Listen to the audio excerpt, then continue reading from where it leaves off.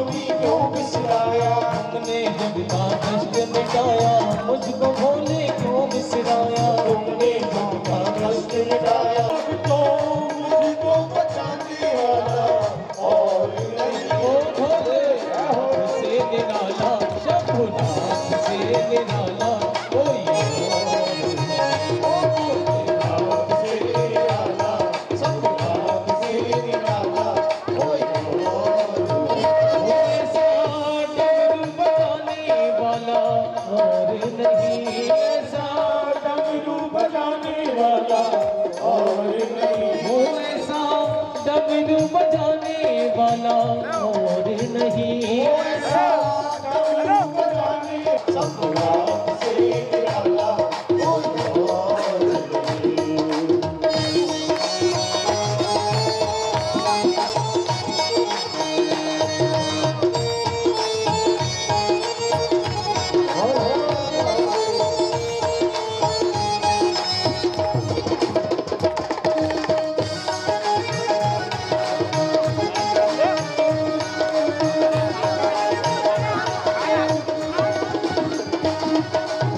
उनका डमरू डम डम बोले अगम निगम के भेद ये खोले, उनका डमरू डम डम बोले, अगम निगम के भेद खोले। इनका डमरू डम डम बोले अगम निगम के भेद ये खोले। उनका डमरू डम डम बोले, अगम निगम के भेद खोले। ओ ऐसा डमरू बजाने वाला और नहीं, ओ ऐसा डमरू बजाने वाला और नहीं। कोई और नहीं। निराला, शंभुनाथ से निराला कोई और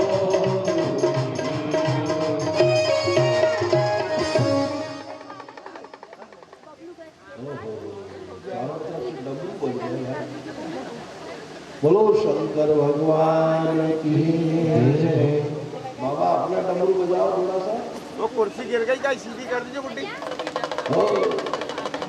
बोलो शंकर भगवान की जय।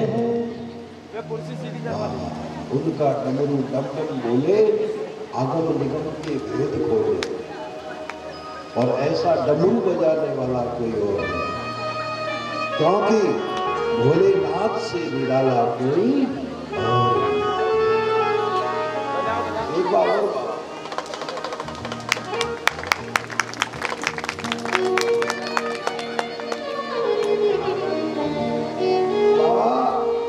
क्या बोलना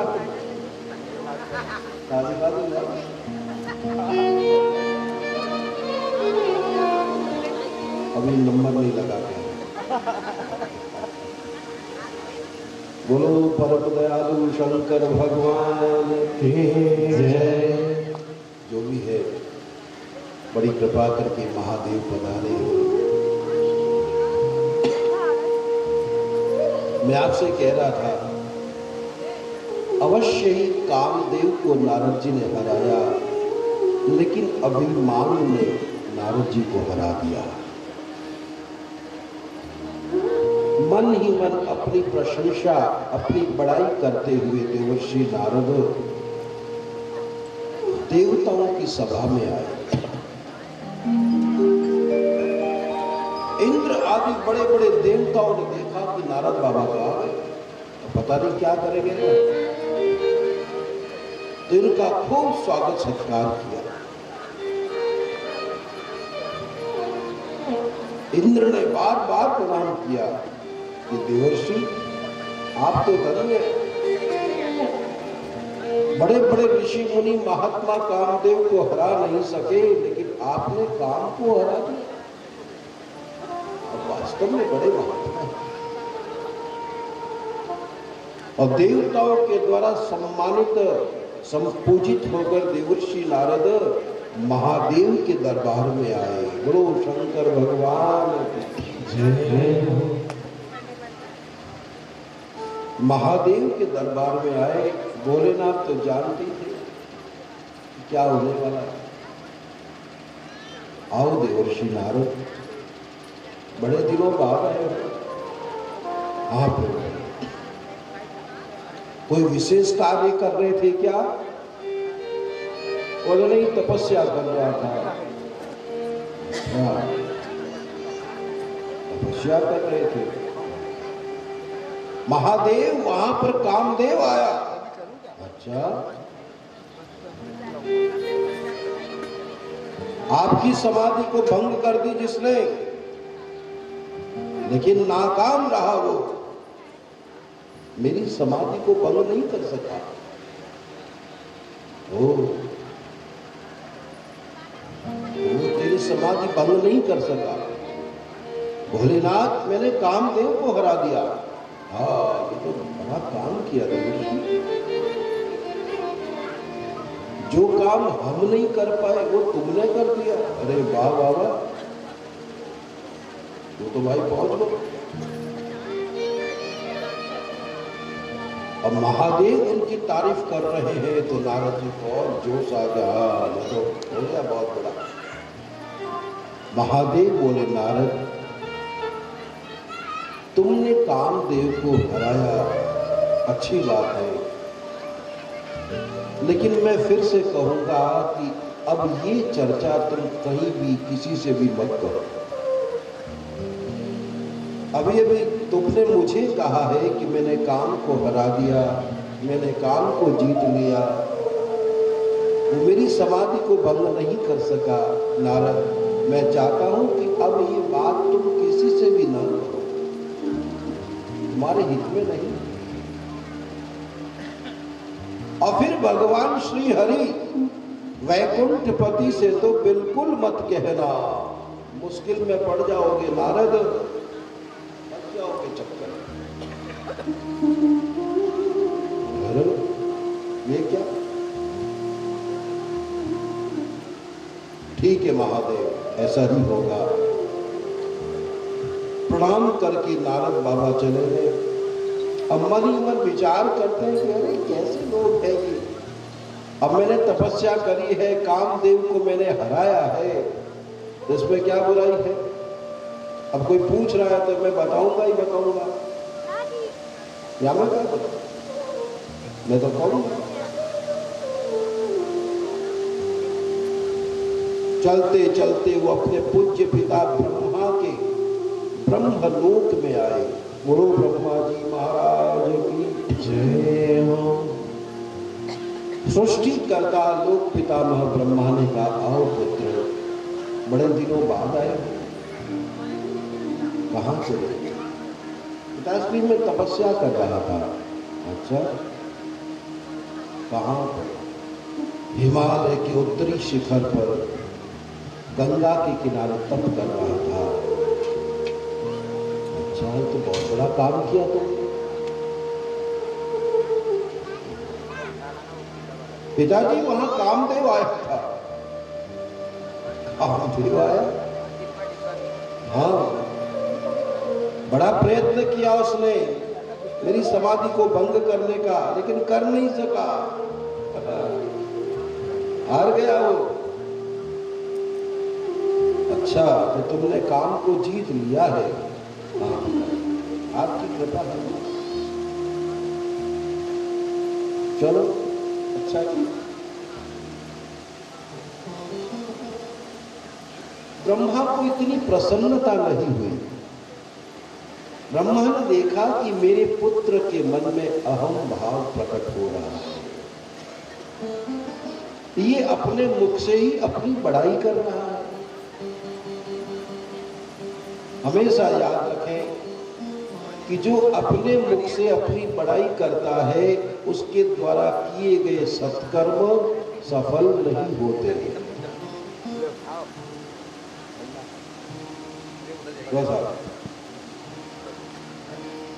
पंडित जी, अरे वो जो अपने मुख से अपनी बड़ाई करता है, उसके किए गए सत्कार्य सफल नहीं होते। खूब अच्छे से अच्छे काम करो, लेकिन अपने मुख से अपनी तारीफ कभी भूल करके भी मत करो, तब तुम्हारे द्वारा किया गया वो धर्म कार्य सफल 1000 गुना ज्यादा फल देने वाला होगा, घर में सुख शांति को देने वाला होगा, एक ही कार्य अनेकों आशीर्वाद देकर के जाएगा।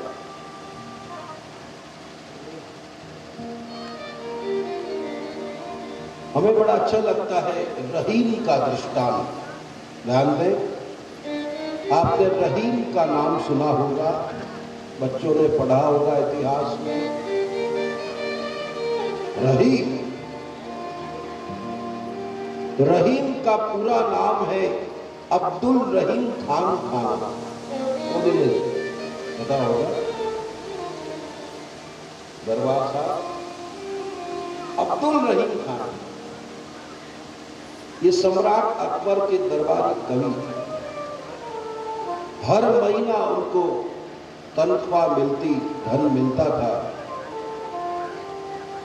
अब देखा कि ज्यादा धन लेके मैं क्या करूंगा, जितना आवश्यक होता है वो रख लेते, बाकी वो गरीबों में बांट दिया करते थे। रहीम, ध्यान दे, बड़ी प्यारी बात है, समझने की और सीखने की बात है।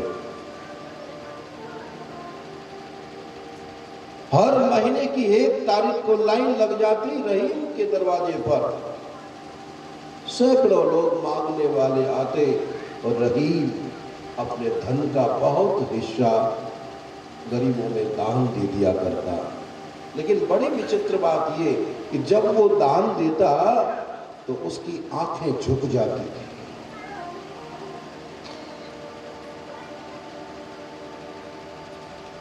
आंखें झुक जाती और लेने वाले को रहीम प्रणाम किया करते थे। बड़ी कृपा करिए, आप आए, लीजिए।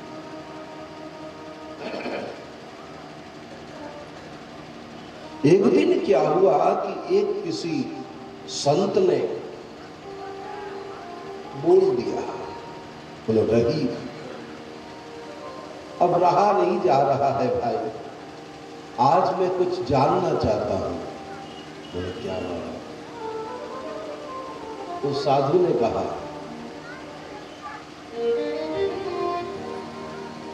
सीखी कहाँ नवाब जू, ऐसी अद्भुत देन।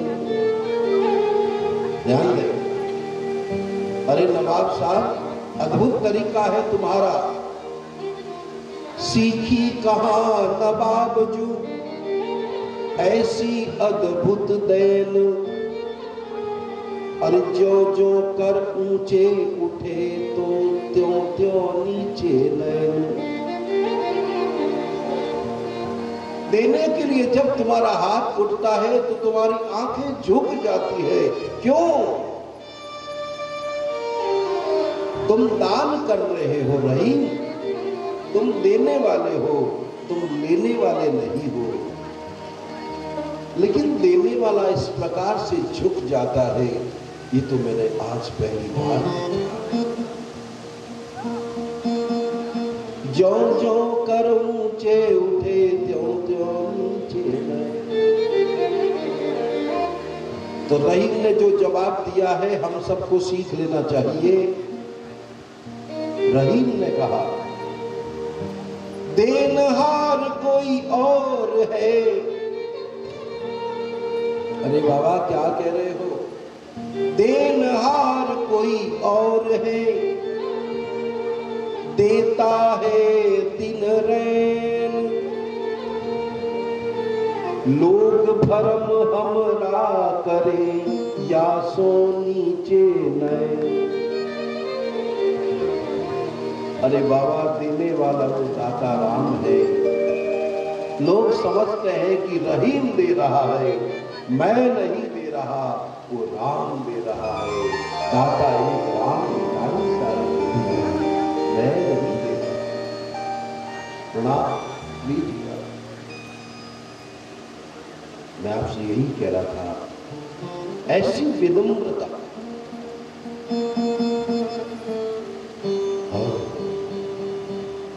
कभी भूल करके भी अपने मुख से अपनी बड़ाई नहीं करना चाहिए। खूब बड़े से बड़ा काम करो। जब जब कोई पूछे तो यही तो, अरे भैया गुरु की कृपा से सब हो गया। मुझे गौरी शंकर जी से बात हुई थी, बड़ा अच्छा लगा इनसे बात करके पहले ही दिन। मैंने कहा इतना बड़ा कार्यक्रम करा रहे हो गौरी शंकर। अरे बोले महाराज नहीं नहीं, ये सब गुरु जी के आशीर्वाद से हो रहा है। क्या कितनी बड़ी बात, मैं नहीं, गुरु कृपा से हो रहा है, भोलेनाथ की कृपा से हो रहा है।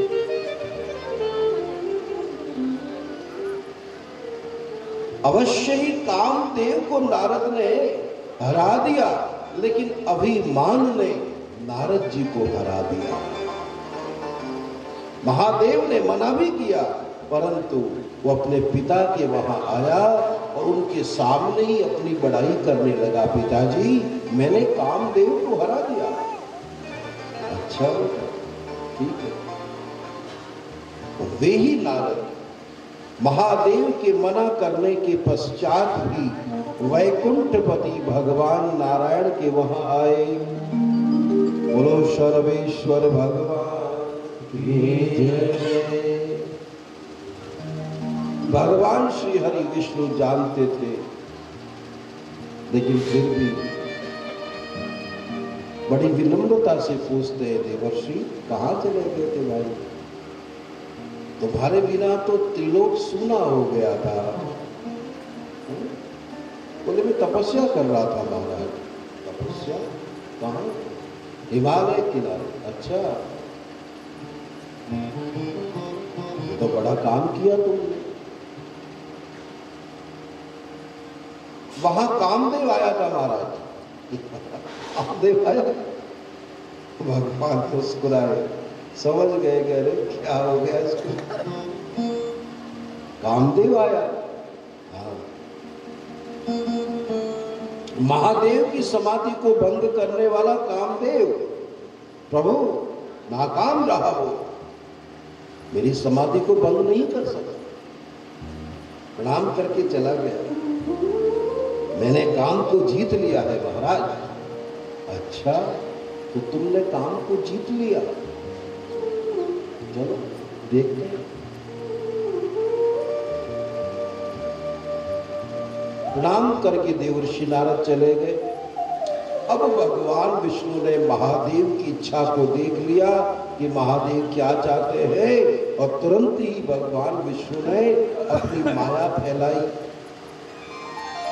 माया फैलाई ठाकुर जी। वैकुंठ से स्वर्ग होते हुए जब बद्रीनाथ होते हुए नीचे आए,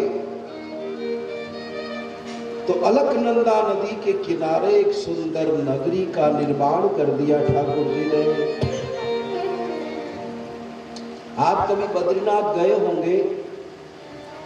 ऋषिकेश से जो बद्रीनाथ जाता है, हरिद्वार से जो बद्रीनाथ जाता है, उसके रास्ते में एक छोटा सा गांव आता है श्रीनगर। जो बद्रीनाथ गए हैं उनको पता होगा। एक श्रीनगर तो उधर है जम्मू कश्मीर, परंतु बद्रीनाथ जाते हैं तो पहले श्रीनगर आता है। वो श्रीनगर भगवान विष्णु ने नारद के लिए तैयार किया था। वहां कोई श्रीनगर कोई गांव नहीं था, लेकिन भगवान श्री हरि ने देखा कि मेरा ये भक्त नारद बर्बाद हो जाएगा, इसको सुधारना चाहिए। ये बीमारी ज्यादा फैल गई तो फिर ऑपरेशन करना पड़ेगा, ऑपरेशन करेंगे तो ये रोएगा, मुश्किल में पड़ जाएगा, अभी इसका फोड़ा फोड़ दो। तो ठाकुर ने क्या योजना बनाई, उसका अभिमान नष्ट करने के लिए लीला करी। एक सुंदर नगरी का निर्माण कर दिया, श्रीनगर। उस नगरी का एक राजा, उसका नाम था शील निधि। उस राजा की एक सुंदर लड़की जिसका नाम विश्वमोहिनी श्रीदेवी, आसमान से भ्रमण करते हुए नारद जी ने देखा कि अरे पहले तो कभी ऐसा सुंदर नगर दिखा नहीं, कहां से? और इतने राजा महाराजा ये सब इकट्ठे हुए हुए हैं। अरे भैया चलो देखो। तो आसपास से देवर्षि नारद नीचे उतरे, उस नगरी में आए। अब जिस किसी ने भी देखा नारद जी को प्रणाम किया, बाबा प्रणाम। बोले भाई इस नगर का क्या नाम है? बोले श्रीनगर। यहाँ का राजा कौन है? बोले शीलनिधि। इतनी भीड़ क्यों है? बोले महाराज शीलनी राजा की एक सुंदर लड़की है विश्वमोहिनी, उसने स्वयंवर किया है, स्वयंवर, और इसीलिए उसे पाने के लिए ही दूर दूर के राजे महाराजे राजकुमार आए हैं। अच्छा इतनी सुंदरी है? अरे बोले बाबा देखो तो सही एक बार। नारद जी ने कहा मिलना चाहिए उस राजा से। तो पहुंच गए महल में, क्योंकि नारद जी को संसार में कोई रोकने वाला नहीं था। जहां इच्छा हुई वहां जा सकते। मनुष्य, देवता, दानव, दैत्य, असुर, सिद्ध, मुनि, गंधर्व, किन्नर, यक्ष, चारण, भूत, प्रेत, पिशाच, सब जगह देवर्षि जाते और सब इनको सम्मानित करते। बाबा प्रणाम प्रणाम। महल में गए तो महाराजा शीलनिधि आए। प्रणाम महाराज, देवर्षि नारद जी महाराज की जय हो। आसन ग्रहण करो बाबा। अरे राजन शीलनिधि बोले हे देवर्षि मेरी सुंदर कन्या है विश्वमोहिनी, उसका आज स्वयंवर है। अब आप आए हो तो कृपा करके सबसे पहले आप ही उसका भविष्य बताओ। आप ज्योतिष विद्या के बड़े विद्वान आचार्य हैं, आप तो हर विषय के आचार्य हैं, इसलिए आप देव ऋषि कहलाते हैं। इसकी हस्तरेखा देख के बताओ कि भविष्य में क्या है।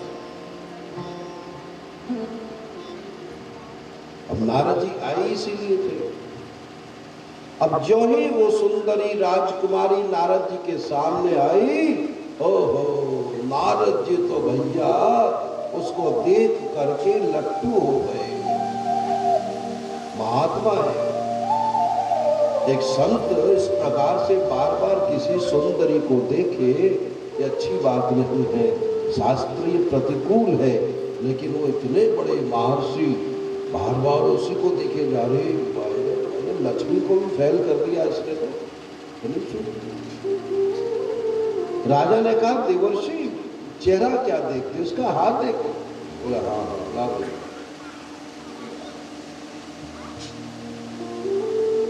सब कुछ भगवान की माया ही थी। अब जो ही उस राजकुमारी का हाथ देखा देवर्षि नारद ने, ओहो नारद जी तो भैया समझ गए। अब लिखा हुआ था कि जो अजर होगा, जो अमर होगा, उसी का इसके साथ विवाह होगा। लेकिन नारद जी को क्या दिख रहा है? उल्टा दिख रहा है कि जो इस कन्या से विवाह करेगा वो अजर हो जाएगा, अमर हो जाएगा। हाँ? इससे विवाह करके अजर अमर हुआ जा सकता है, तो क्यों नहीं मैं ही करूंगा। और देखा उसने और लिखा कि जो त्रिलोकी नाथ होगा वही इसके साथ विवाह करेगा। लेकिन नारद जी को क्या दिख रहा है कि जो इसके साथ विवाह करेगा वो त्रिलोकी नाथ बन जाएगा, लोगों का नाथ बन जाएगा। नारद ने देखा कि अरे भाई इससे विवाह करके त्रिलोकी नाथ बना जा सकता है, अजर अमर हुआ जा सकता है, तो क्यों नहीं मैं ही विवाह करूं। कामदेव को तो मैंने जीत ही लिया है, अमर पड़ता है। हाँ राजा ये सब लिखा है, अच्छी बात है महाराज। नारद जी चले गए। नगर के बाहर आए, एकांत में बैठ करके जल्दी से भगवान को याद किया। ओम नमो भगवते वासुदेवाय, गोविंद प्रकट हो। भगवान आए। क्या बात है नारद? प्रभु, आज तक मैंने आपसे कुछ नहीं मांगा है, लेकिन आज पहली बार मांग रहा हूं। अरे क्या मांग रहा है? मांग ले, मुझे अपना सुंदर रूप दे दो। क्या? मेरा सुंदर रूप? तो मेरे जैसा सुंदर रूप क्या करेगा रे? बोले आन भांति नहीं पावो कोई। भगवान, शील निधि राजा की ऐसी सुंदरी कन्या है कि उससे विवाह करके अगर अमर हुआ जा सकता है, तीनों लोकों का मालिक बना जा सकता है। प्रभु, मुझे अपना रूप दे। आपन रूप देहु प्रभु मोहि। अच्छा, तो मेरा रूप चाहिए। हाँ हे हरि, आप मुझे अपना हरि रूप प्रदान करो। ठीक है। भगवान सब समझ गए। भगवान ने कहा, नारद तुम तो कह रहे थे कि मैंने काम जीत लिया है, अब तुम ही विवाह करने की बात कर रहे हो। बोले भगवान, काम को तो मैंने जीत ही लिया है, विवाह करने से क्या करना? अच्छा ठीक है, जो तुम चाहते हो अवश्य ऐसा ही होगा नारद, पर हम वही करेंगे कि जिसमें तुम्हारा कल्याण छुपा हुआ है। हमेशा ध्यान दें, भगवान का बड़ा सुंदर स्वभाव है। वे भक्तों के हित के लिए छोटे से छोटा भी काम कर लेते हैं, लेकिन जिस कार्य के करने से मेरे भक्त का भला होता है वही वो कार्य करते हैं। तुम्हारी इच्छा पूर्ण होगी नारद, जाओ। भगवान ने कृपा करी, पूरा शरीर भगवान विष्णु के जैसा सुंदर बन गया, लेकिन चेहरा जो था वो भगवान ने हरि जैसा दे दिया। उन्होंने हरि रूप मांगा था। अब हरि का अलग अलग जगह पे अलग अलग अर्थ होता है। हरि भगवान को कहते हैं, हरि शेर को भी कहते हैं, और हरि बंदर को भी कहते हैं। अवश्य ही भगवान ने अपने जैसा सुंदर शरीर तो दे दिया, लेकिन चेहरा भगवान ने बंदर जैसा बना दिया। अब नारद ने देखा कि वाह, सारा शरीर जैसा हो गया, मैं तो हो गया सुंदर। वो राजकुमारी सीधी मेरे ही गले में माला डालेगी।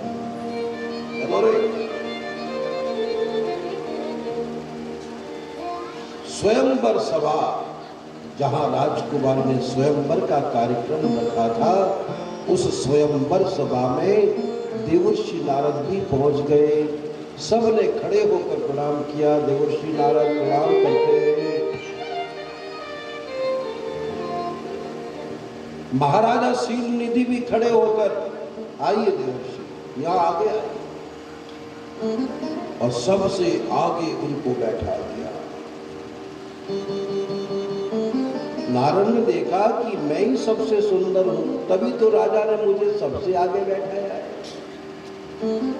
राजकुमारी को ज्यादा इधर देखने की जरूरत नहीं पड़ेगी, डायरेक्ट मेरे ही कोई देखेगी माला डाल देगी, मैं लेके चला जाऊंगा। अरे बोल,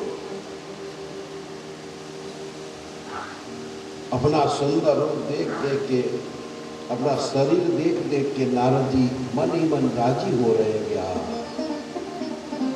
भगवान शिव शंकर अपनी लीला रच दी। भगवान ने उसी समय अपने 2 गणों को भेज दिया, जाओ रे इसके पीछे। कहता है कि मैंने काम को जीत लिया है। देखो कहां तक सत्य है। वो गुप्त रूप से शिव के 2 गण नारद जी के पीछे पीछे लग गए। आज यहां बैठे तो शिवगण पीछे आके बैठ गए, और पीछे बैठे ही बैठे आपस में क्या बोल रहे, अरे भाई नारद जी से बड़ा सुंदर तो यहाँ कोई है ही नहीं। नारद जी सुन रहे थे, हाँ मेरी तारीफ हो रही है। राजकुमारी को इधर उधर घूमने की जरूरत ही नहीं पड़ेगी, सीधी इनके गले में माला पड़ेगी, देख लेना तो। नारद जी ने घूम के देखा, तुम्हारा कल्याण हो। बोले बाबा प्रणाम। ठीक है, ये क्या कहता है? बोले ये भी आपकी तारीफ कर रहा है महाराज। इतने में ही क्या हुआ कि राजकुमारी जी आ गई। बोलो शंकर भगवान की जय। अनेकों अपनी सहेलियों को साथ ले राजकुमारी विश्व मोहिनी, वो भगवान की माया, हाथों में फूलों का हार लिए इधर उधर देखती हुई नारद जी को जब देखा तो नाराज हो गई। वो बंदर कहां से आ गया? देखो क्या माया है। उस राजकुमारी के पिता ने नारद जी को प्रणाम किया, सब लोगों ने प्रणाम किया, लेकिन राजकुमारी उनको प्रणाम नहीं कर रही है। राजकुमारी तो नाराज हो रही है, कहां से मेरे इस कार्यक्रम में आ गया। नारद ने देखा, बोले राजकुमारी तो आगे निकल गई, हमको देखा नहीं क्या भाई? फिर ऊंचा फिर यूं करके मेरे को देखा नहीं क्या बात? पीछे शिव के गण बोले बाबा बैठिए बैठिए, आपसे ज्यादा सुंदर तो कोई है ही नहीं। तो देखा क्यों नहीं? भूल गई, आ जाए। राजकुमारी, हाँ देखिए, राजा और उपस्थित राज समाज क्या देख रहा है कि देवर्षि नारद जी महाराज है, और नारद जी महाराज अपने आप को क्या समझ रहे हैं? क्या भाई, क्या समझ रहे हैं अपने आप को? बताएगा तो।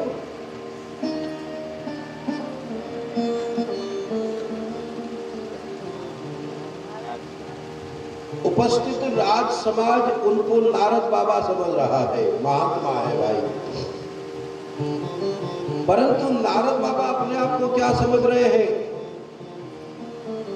कि मैं तो भगवान के जैसा सुंदर हूं, मेरे से बड़ा सुंदर तो कोई है। लेकिन उस राजकुमारी ने देखा तो राजकुमारी को नारद जी कैसे दिख रहे हैं? रामायण में तुलसीदास जी ने लिखा, मरकट बदन भयंकर देवी, मरकट बदन भयंकर देवी, मरकट बदन भयंकर देवी, मरकट बदन भयंकर देवी, देखत हृदय क्रोध भाते, देखत हृदय क्रोध भाते, देखत हृदय क्रोध भाते, देखत हृदय क्रोध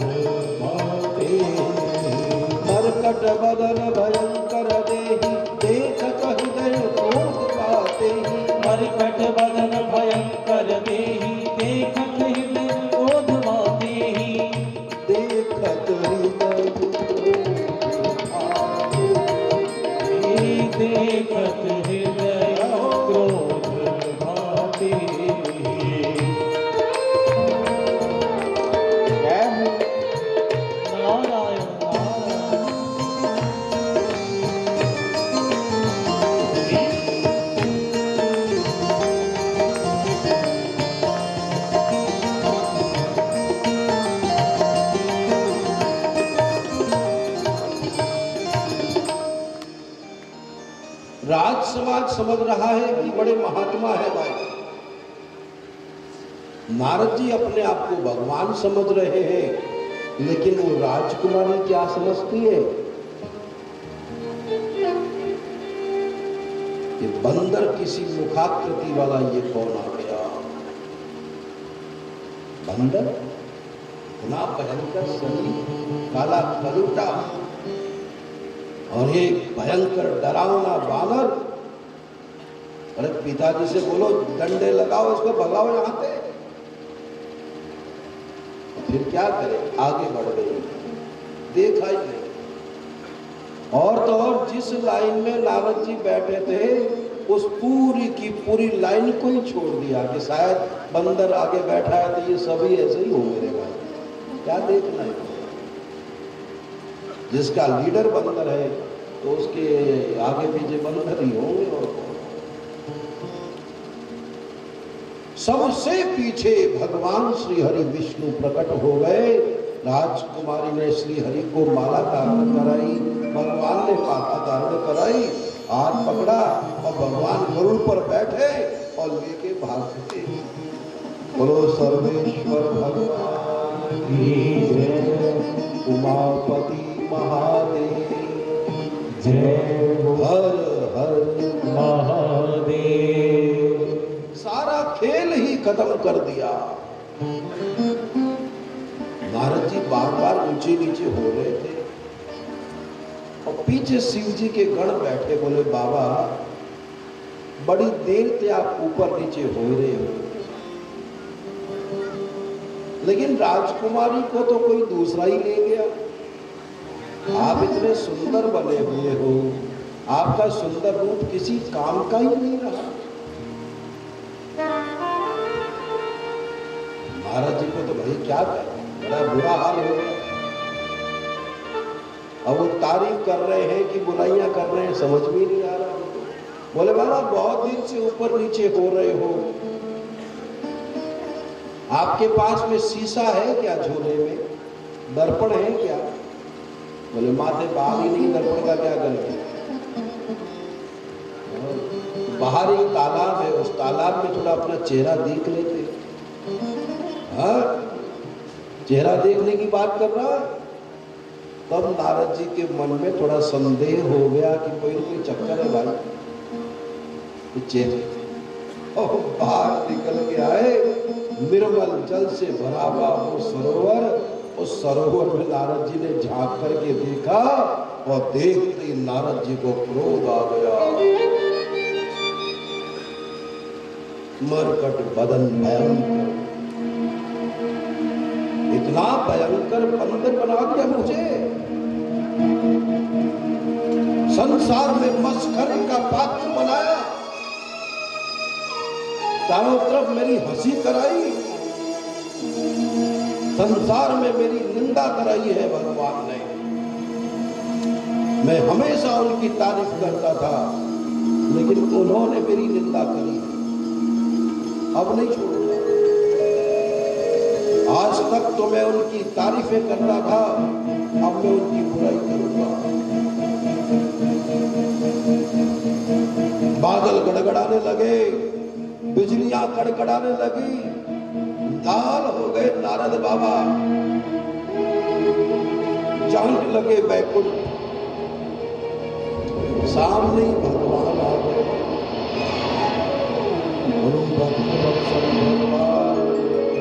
जय उमापति महादेव की जय, हर हर महादेव।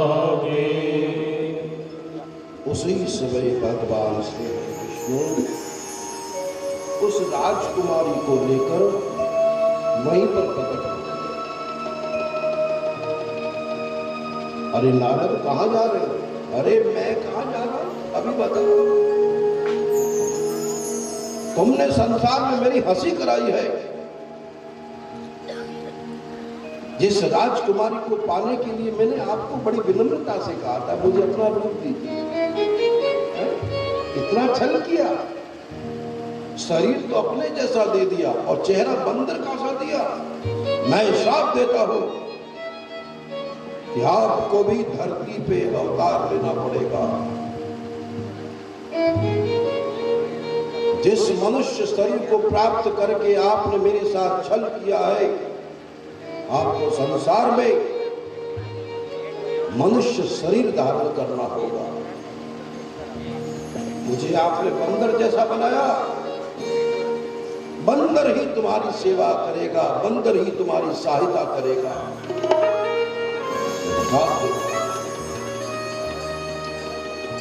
एक स्त्री के लिए आपने मुझे परेशान किया,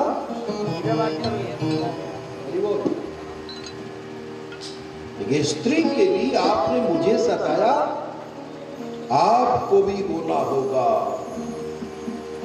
स्त्री के लिए आपको भी तड़पना पड़ेगा। उस समय ये बंदर ही काम आएंगे, ध्यान रख लेना। नहीं छोड़ूंगा मैं अभी आपको। भगवान बोले, नारद आप जो कहना है सो कह दे,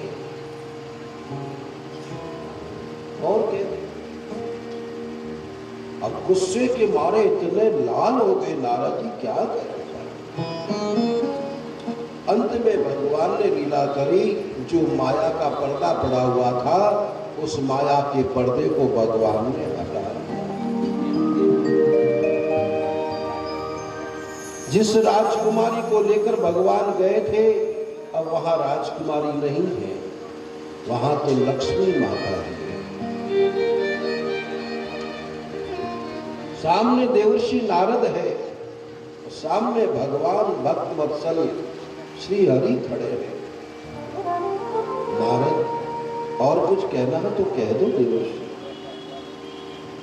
अब जो ही माया का पर्दा हटा, नारद जी का अज्ञान मिट गया, ओहो क्रोध शांत हो गया। तुरंत समझ गए कि अरे अरे अरे, ये तो मेरे साथ में छल हो गया। और मेरे साथ छल किसी ने नहीं किया है, मेरे साथ में छल किया है तो केवल मैंने ही अपने साथ छल किया है। मेरे को धोखा किसी ने नहीं दिया, मैंने ही अपने आप को धोखा दिया।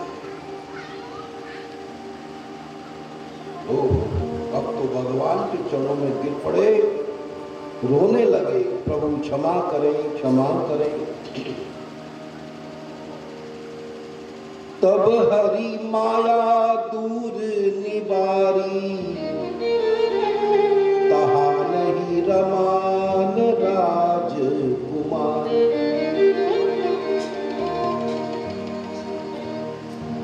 माया विवश भये मुनि मूढ़ा, समझी नहीं हरि गिरा।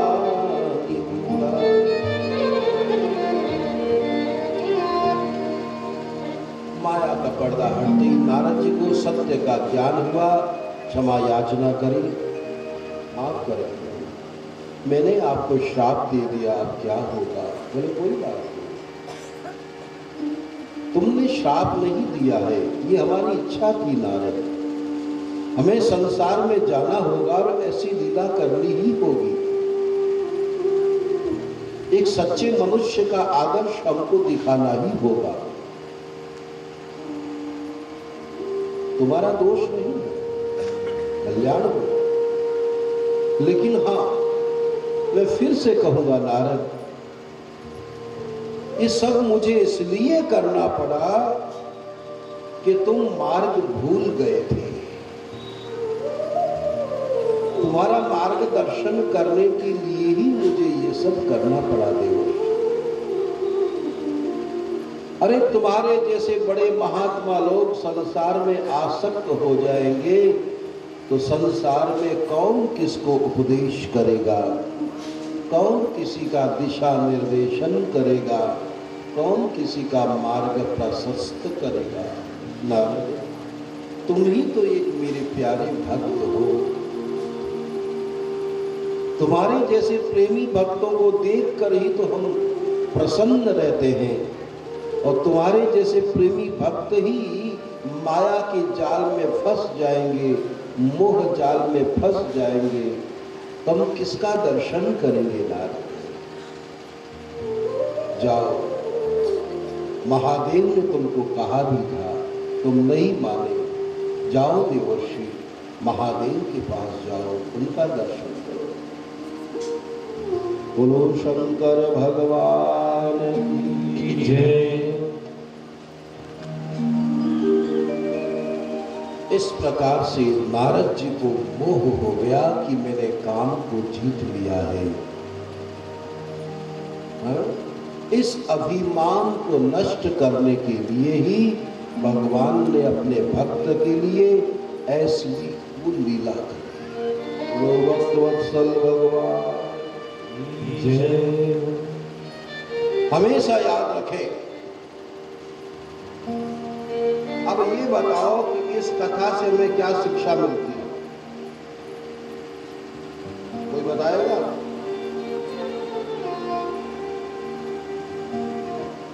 इस कथा से हमें क्या शिक्षा मिल सकती है? कोई बता सकता हो तो बता। कोई सही सही बताएगा, उसको इनाम दिया जाएगा।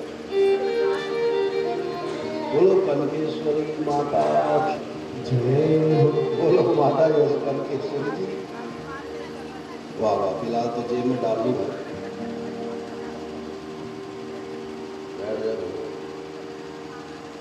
माता कनकेश्वरी ने बिल्कुल सही जवाब दिया है। आज पहली बार किसी ने हमारा मोबाइल जीतने की कोशिश की। मैं कई बार, जो सही सही जवाब देगा ये मोबाइल दिया जाएगा। आप लेना चाहे तो ले सकते हो, ये लेने वाले थोड़ी, देने वाले हैं। पर आज पहली बार किसी ने हिम्मत करी है बोलने की, और वो भी सही सही जवाब दिया है। इस कथा से हमें शिक्षा मिलती है कि कभी अभिमान नहीं करना चाहिए, कभी अपने मुख से अपनी बड़ाई नहीं करनी चाहिए। अपनी बड़ाई करने से क्या होता है? अपने पुण्य क्षीण हो जाते हैं। आपने शायद महाभारत की एक कथा सुनी होगी। भगवान कृष्ण के पूर्वज ययाति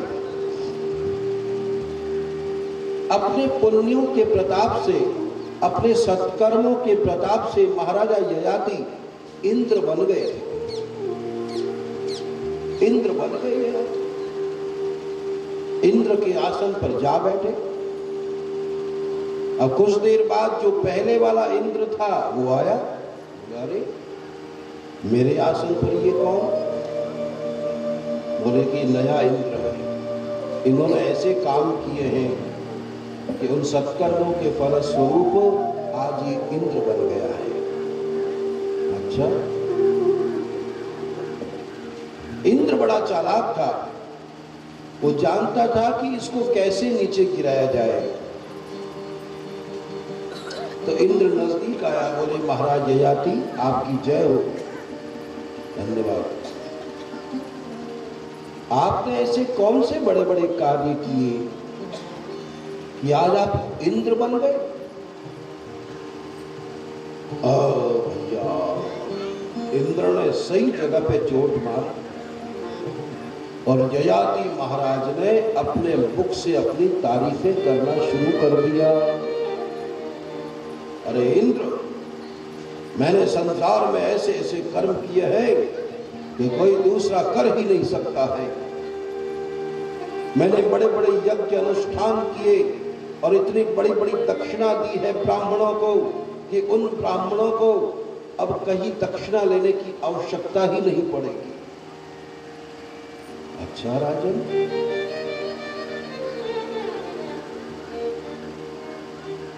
आप तपस्वियों में किसे श्रेष्ठ मानते हैं? तपस्वियों? अरे जो जंगल में रह के तपस्या करते हैं, कौन बड़ाई है? मैं तो घर में ही रह के तपस्या किया करता था। मैंने कई बड़े बड़े व्रत किए हैं, अनुष्ठान किए हैं, कई महीनों भूखा और प्यासा रहा हूं, महादेव का व्रत उपवास किया हूं मैंने। अच्छा, मैंने घर में ही रह के उत्कट तपस्या की है कि आज इंद्र बन गया। इंद्र ने कहा, महाराज ययाति, अब मेरी बात सुनो। अवश्य ही आपने बड़े बड़े पुण्य अर्जित किए हैं, ठीक है, लेकिन इस समय आपने अपने मुख से अपनी बड़ाई की है और उन महात्माओं को भी नीचा साबित कर दिया, अपने आप को बहुत बड़ा तपस्वी माना। इस प्रकार अपने आप को बड़ा मानने के कारण, अपनी बड़ाई करने के कारण आपका पुण्य समाप्त हो गया है। अब आप यहाँ रहने के लिए लायक नहीं है, नीचे गिरो, नीचे जाओ, तुम यहाँ रहने के लायक नहीं हो, तुम घमंडी हो, अभिमानी हो, और अभिमानी देवताओं का राजा नहीं बन सकता। नीचे गिरो। और देखते ही देखते महाराजा ययाति देवराज इंद्र के आसन से नीचे गिरा दिए गए। आप समझ गए होंगे कि अपने मुख से अपनी बड़ाई करने वाला कभी बड़ा नहीं बनता। बड़े से बड़ा कार्य करें, बड़े आदर सत्कार से मान सम्मान एक दूसरे को देते हुए अच्छे से अच्छे कार्य करें, लेकिन कभी अपनी तारीफ न करें। ऐसे ही लोगों का सत्कर्म सफल होता है। मुझे कई लोग शिकायत करते हैं, कई लोगों की शिकायत है कि महाराज हम इतना रुपया खर्च करते हैं, इतने बड़े बड़े कार्यक्रम कराते हैं, लेकिन हमारे घर में शांति क्यों नहीं है?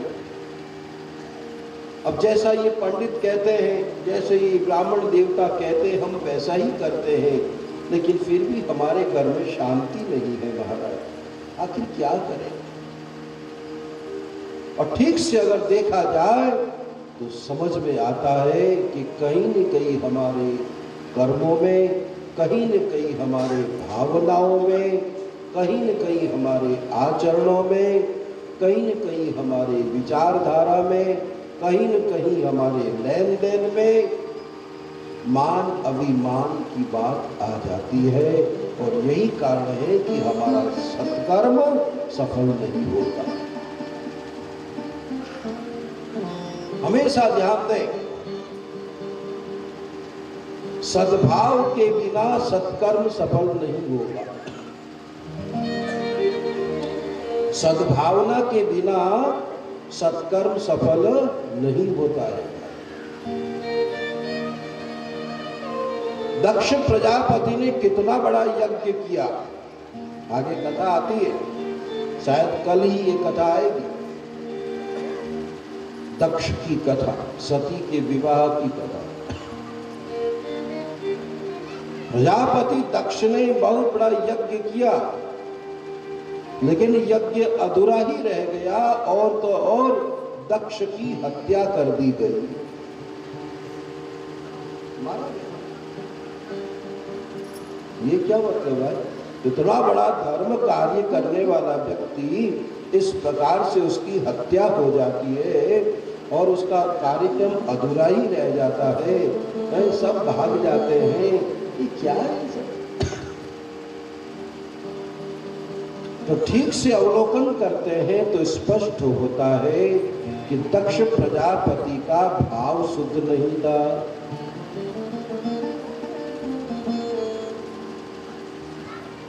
दक्ष प्रजापति अभिमान के मारे फूल रहा था। दक्ष प्रजापति भोलेनाथ महादेव से द्वेष रखता था। अरे और तो और देवेश्वर भगवान महादेव को नीचा दिखाना चाहता था, उनका अपमान करना चाहता था। और यही कारण है कि प्रजापति दक्ष के द्वारा किया गया वो सत्कर्म सफल नहीं हुआ। क्योंकि जो महादेव से द्वेष रखता है वो कभी सुखी नहीं हो सकता। जो महादेव से नफरत करता है वो कभी किसी का प्रेम भाजन नहीं बन सकता। जो महादेव को नीचा दिखाना चाहता है वो कभी नहीं हो सकता। सबसे बड़े महादेव। ये महादेव ही जब चाहे किसी छोटे को बड़ा बना सकते हैं। इनको छोटा बनाने का जो साहस करता है वो मारा जाएगा। बोलो शंकर भगवान की जय। और यही कारण है कि भगवान विष्णु ने देवर्षि नारद को कहा, देवर्षि मैं चाहता हूं कि कुछ दिन तुम महादेव के पास रहो। नारद, अवश्य तुमने काम को जीत लिया है, लेकिन अभिमान ने तुमको हरा दिया है। नारद, तुम क्या कह रहे थे कि मैंने कामदेव को जीत लिया। अब बताओ, क्या तुमने काम को जीता? नहीं। जाओ, ऐसा अभिमान कभी नहीं करना चाहिए नारद कि मैंने ऐसा कर दिया, मैंने ऐसा कर दिया। अरे तुम क्या करोगे? महादेव की कृपा के बिना तो पत्ता ही नहीं होता है नारद। जाओ, भोलेनाथ की सेवा करो। अभिमान को नष्ट करने वाले महादेव है। अभिमान के इस फंदे से बचाने वाले भोलेनाथ है, क्योंकि महादेव ही अभिमान के अधिष्ठात्री देवता है। बोलो शंकर भगवान की जय। अब नारद जी महाराज शंकर जी के पास आ रहे हैं। बोलो शंकर भगवान की जय। हर हर महादेव।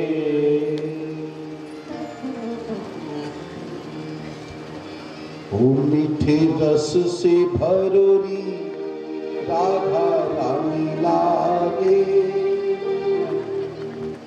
महारानी लागे। उमा ने कारो कारो जमुना जीरो पानी